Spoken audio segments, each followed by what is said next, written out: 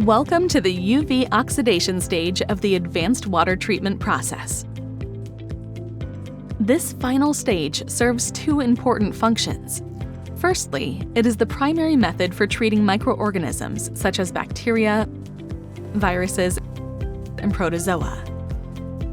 Secondly, the oxidation function breaks down micropollutants and chemical contaminants, including nitrosamines, 1,4-dioxane, and a wide variety of suspected endocrine disruptors, if they're present in the water. These objectives are achieved using a dual process of UV photolysis and UV oxidation that takes place within TrojanUVPhox reactors that you see here in front of you. What you are looking at is a network of piped trains where 3 UV chambers are stacked in each train. Within each UV chamber, you'll find 144 ultraviolet lights. The UV lights look like a tanning bed lamp, but they're much more intense.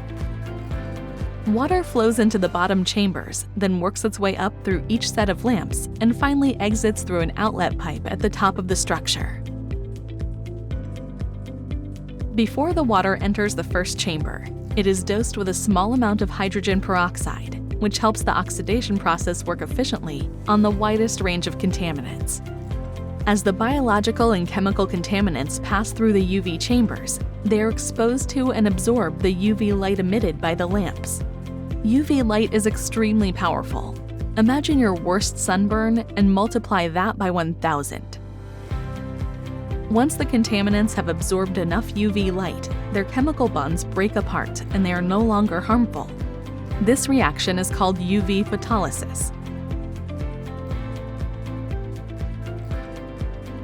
Not all contaminants easily absorb the UV light. Some stubborn ones require a more aggressive approach. This is where the hydrogen peroxide comes in.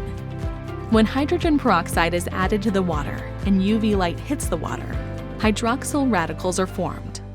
These hydroxyl radicals are highly unstable and do not like being in the water for very long. So they find the first chemical they can and steal electrons from it. After losing enough electrons, the contaminant can no longer hold itself together, and it breaks apart through this process called oxidation. What's next?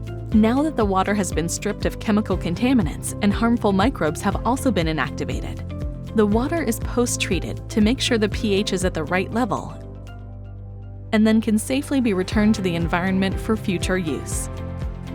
The UV oxidation system installed at this groundwater replenishment system is the largest of its kind in the world.